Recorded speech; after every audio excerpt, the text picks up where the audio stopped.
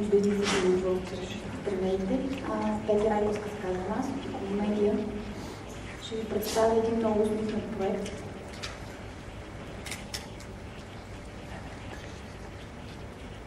Много съм развълнувана, защото това е проект на Ризан и се отново заради. Как му излезе име на човек? После разправи, че нямаш сестра. Ама вижте какво се случва. Ето, това е сайта на списание Меню. Всъщност, две думи за списание Меню, за да ви подготвя какво всъщност е този сайт. Списание Меню е кулинарно списание с малко странен формат. Той излиза 4 пъти в годината и всеки от списание Меню е посветено на определен сезон и на храната, която предлага в нея.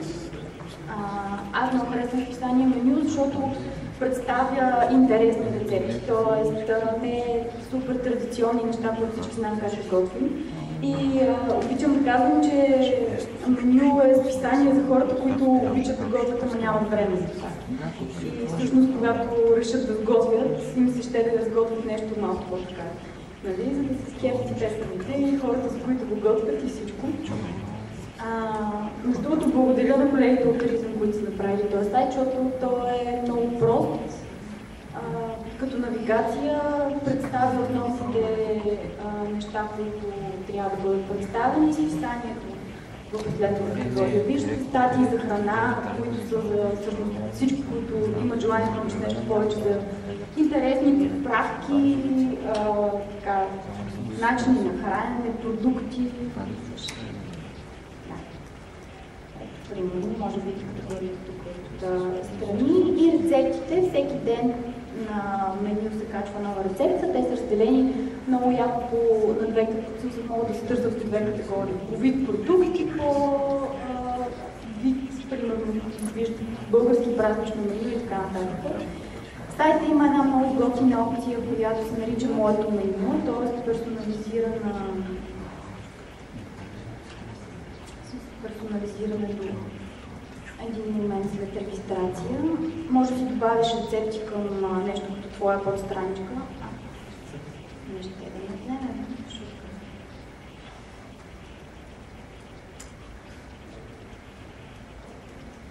Не мога да казвам. Както и да е, като кликнеш на Моето меню, се показват рецепти, които ти си избрал. Като гледаш рецепти, имаш опция да си ги добавиш към твоето меню. Аз в моето меню си слагам рецептите, които вече съм изготвила и тия много ми се иска да изготвя, но нямам време. Много е готина категория, за да има време. Там има такива неща, които наистина се правят за отрицателно време. И сега ще ви покажа малко повече, като влезе в една рецепта. Това, което също ми харесва е, че иконките, които са под всяка представена рецепта, ви казват освен за колко време се прави и колко е трудно да се направи.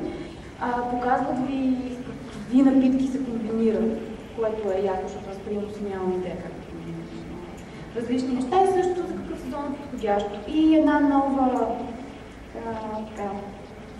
то не е услуга, нещо ново, което е полезно, е в 3-4 снимки може да се види как се приготвя определена рецепта. Това отскоро няма за всички рецепти, но го има за няколко от рецептите.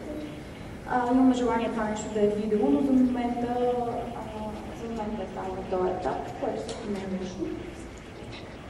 Не знам какво да започваме с въпроса. Да, не знам какво ще Какъв екип работи? Предполагаме, че е ваше съдържанието. Колко често се обновява малко повече за съдържание? Да, значи авторско съдържанието, разбира се, имаме печатна медия за сайта. Има редактор, който всеки ден качва нови рецепти на сайта. Съдържанието обновява на дневна база. Всъщност това, което ме казва, че всички рецепти могат да се коментират и така нататък, в зависимост от коментарите се подготвят и допълнителни неща. Приблизително колко рецепти имате в момента или статии? Не мога да ви кажа, защото писание Меню излиза от много, може би 5-6 години и в общи линии почти цялото съдържание е излято вътре. Заринали сте се така? Абсолютно сме се заринали, мога да ви покажа само за да става въпрос тук. И отново тогава пак да се повторя с 2-3 думи, по една дума да кажете, има много сайтове с рецепти. Вярно е. Вие сте различни с... Това нещо, което казах в началото. В смисъл, меню предлага рецепти, които изненадват, т.е. и усмихват. Винаги първо предлага ви с много жестоки снимки, имаме много добър фотограф на списанието. И второто, винаги е нещо интересно, което ти, освен че ти е вкусно да го изядеш, преди това ти прави удоволствие да го сглъзиш. Аз искам да питам едно нещо. Вие сайта е повече един вид готварска книга или е повече списание, представяне на списанието? Защото малко се сливат тук двете неща. Не е готварска книга, защото в готварската книга рецептите се разделят на всякакви категории или ако е готварска книга, то е готварска книга с интересни Това е сайт за рецепти. списанието, а не е сайт за готване. Това е и сайт за списанието, и сайт за готване, защото списанието е за готване. В смисъл, няма как да е различно. Красен се опитва да ви обърка. Добре, благодаря ви, консумирайте